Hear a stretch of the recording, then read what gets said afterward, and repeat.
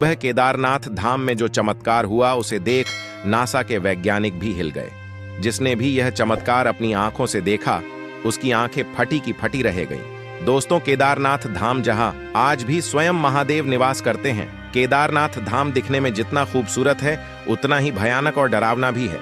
केदारनाथ मंदिर हर साल 6 महीने बर्फ में दबा रहता है, लेकिन चौंकाने वाली बात यह है कि मंदिर पर कोई नुकसान नहीं होता, न दीवारों को न छत को। इतनी ऊंचाई पर हर चीज टूट जाती है, लेकिन मंदिर आज भी वैसे का वैसा है। केदारनाथ केवल एक तीर्थ नहीं बल्कि एक ऊर्जा केंद्र है, जहां समय रुक जाता है और आत्मा साक्षात शिव से जुड़ जाती है। लेकिन एक बहुत बड़ा चमत्कार अभी हाल ही में केदारनाथ की घाटियों में घटा है। केदारनाथ धाम जो 6 महीनों के लिए सर्दियों में बंद रहता है, यूं समझ लीजिए पूरी तरह से बाबा केदारनाथ बर्फ में विलीन हो जाते हैं। चारों तरफ बर्फ की चट्टानें जम जाती हैं। फिर कोई धर्मशाला हो, कोई दुकान हो, सभी बर्फ की चादर में ढक जाते हैं। इसलिए सभी लोग केदारनाथ धाम को खाली करके सर्दियों के पहले ही नीचे गौरीकुंड आ जाते हैं। और जैसे ही केदारनाथ धाम के कपाट खुलने का समय आता है, सभी लोग वापस से अपना सामान घोड़े खच्चरों पर लाद लाद कर वापस ऊपर 20 किलोमीटर दूर केदारनाथ धाम ले जाते हैं, जिसमें किराने का सामान, रुकने का सामान, जरूरत की चीजें सभी अपनी अपनी दुकानों के लिए, अपनी धर्मशालाओं के लिए वापस ऊपर ले जाते हैं, ताकि यात्रियों को सर्व सुविधा वहां पर मिल जाए। दोस्तों, केदारनाथ की तैयारी जोरों शोरों से शुरू हो चुकी है। इसी बीच परवीन रावत नाम का एक पहाड़ी, जो कि बाबा केदारनाथ धाम में ही तंबू लगाकर चाय, बिस्किट और परांठे बेचने का कार्य करता है, वह अपना सामान घोड़े खच्चरों पर लाद लाद कर ऊपर बाबा केदारनाथ धाम ले जा रहा था। परवीन महादेव भगवान शिव का एक बहुत बड़ा भक्त है। बाबा केदारनाथ उसकी रग रग में बसे हुए थे। जब परवीन अपने सामान को लेकर ऊपर बाबा केदारनाथ धाम के समीप पहुंचा, उसने सबसे पहले एक नारियल और अगरबत्ती लिया और बाबा केदारनाथ को वह नारियल अर्पित किया और हाथ जोड़कर बाबा केदारनाथ को कहा कि हे बाबा केदारनाथ, अपने भक्तों की रक्षा करना। जो भी भक्त केदारनाथ के दर्शन करने आ रहा है, आप हमेशा उनकी ढाल बनकर रहना। परवीन अपना सामान अपनी दुकान में रखकर वापस और सामान लेने के लिए नीचे गौरीकुंड जा रहे थे, लेकिन उस समय लौटते वक्त भारी बारिश और बर्फबारी भी हो रही थी। लेकिन इसी बीच उनके घोड़े का पांव फिसल गया और वह घोड़ा रास्ते में फिसलकर नदी के नीचे जाने ही वाला था कि इतने में परवीन की पत्नी मीरा ने उसकी रस्सी पकड़ ली। घोड़े में इतना वजन था, फिर भी परवीन की पत्नी ने पूरी जी जान लगाकर रस्सी पकड़ ली। एक हाथ में रस्सी थी और दूसरा हाथ से पेड़ पकड़ रखा था। उसने अपने घोड़े की जान बचाने के लिए अपनी जान दांव पर लगा दी। इतने में परवीन ने अपना सामान हटाया और मीरा की मदद करी। दोनों ने खींच खींच कर अपने घोड़े को वापस से रास्ते पर लाया और उसकी जान बचाई।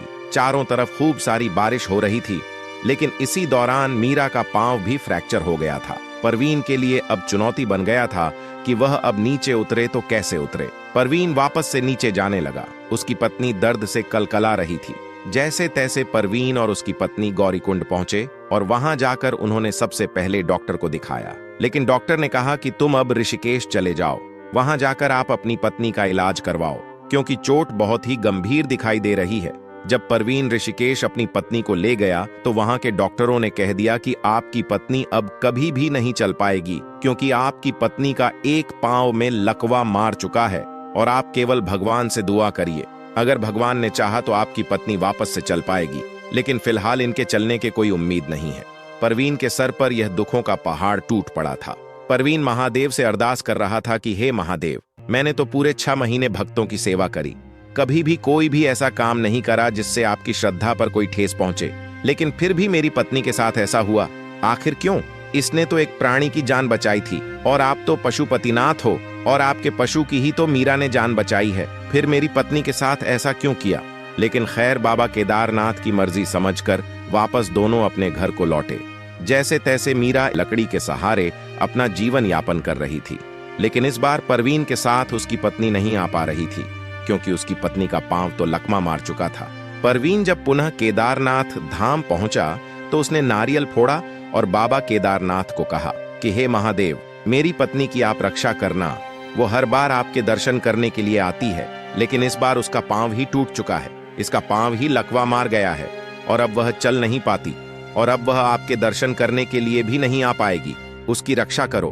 बाबा केदारनाथ से मन्नत मांगकर वह वापस अपनी दुकान को लगाने के लिए पहुंच गया। उसने अपना सामान उतारा और वह अपनी दुकान जमाने लगा।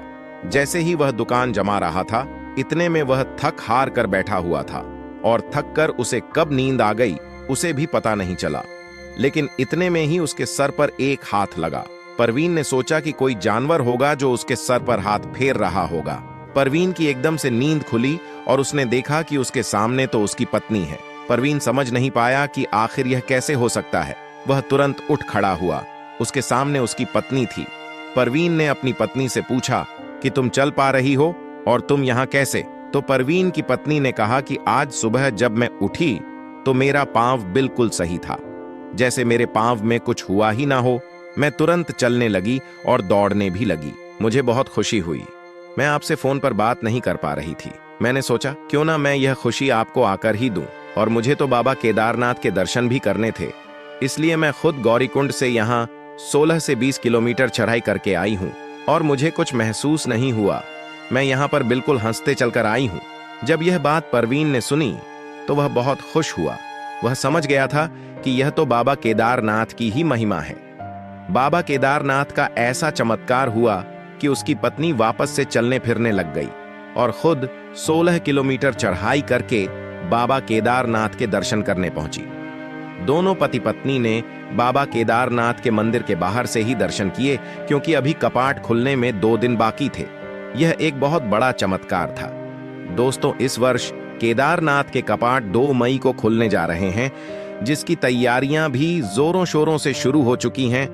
लेकिन इसी दौरान एक भयंकर चमत्कार देखने को मिला है। दोस्तों, किसी ने सोचा नहीं था कि केदारनाथ के कपाट खुलने से पहले ही इतना बड़ा चमत्कार केदारनाथ धाम में हो सकता है। बाबा केदारनाथ के कपाट खुलने से पहले उखीमठ के ओंकारेश्वर मंदिर में बाबा भैरवनाथ की पूजा अर्चना की जाती है।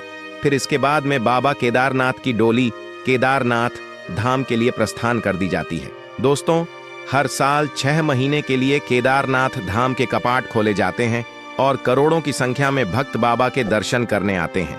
वहीं दिवाली की भाई दूज के दिन ही बाबा केदारनाथ के कपाट सर्दियों में बंद कर दिए जाते हैं, जिसके बाद दोस्तों बाबा केदारनाथ की मूर्ति को डोली में बैठाकर उखीमठ में ओंकारेश्वर मंदिर में स्थापित कर दिया जाता है। इसे केदारनाथ की शीतकालीन गद्दी भी कहा जाता है। दोस्तों, वहीं जब केदारनाथ के कपाट खुलने वाले होते हैं तो डोली यात्रा के जरिए बाबा केदारनाथ की मूर्ति को वापस से उनके धाम ले जाया जाता है। डोली यात्रा की शुरुआत दोस्तों ओखीमठ से होती है। यह यात्रा खूब धूमधाम से निकलती है। दोस्तों, अगर जिंदगी में कभी मौका मिले तो दोस्तों इस यात्रा में जरूर शामिल हो जाएगा। उखीमठ से गुप्त काशी जाती है, फिर गुप्त काशी से फाटा जाती है और फिर फाटा से गौरीकुंड और गौरीकुंड से केदारनाथ धाम प्रस्थान करती है। केदारनाथ धाम के कपाट 2 मई को खुल रहे हैं। क्या आप भी केदारनाथ धाम जाने वाले हैं? कमेंट में लिख के हमें जरूर बताएगा। लेकिन एक बहुत बड़ा चमत्कार अभी हाल ही में केदारनाथ की घाटियों में घटा है। केदारनाथ धाम जो 6 महीनों के लिए सर्दियों में बंद रहता है, यूं समझ लीजिए पूरी तरह से बाबा केदारनाथ बर्फ में विलीन हो जाते हैं। चारों तरफ बर्फ की चट्टानें जम जाती हैं। फिर कोई धर्मशाला हो, कोई दुकान हो, सभी बर्फ की चादर में ढक जाते हैं।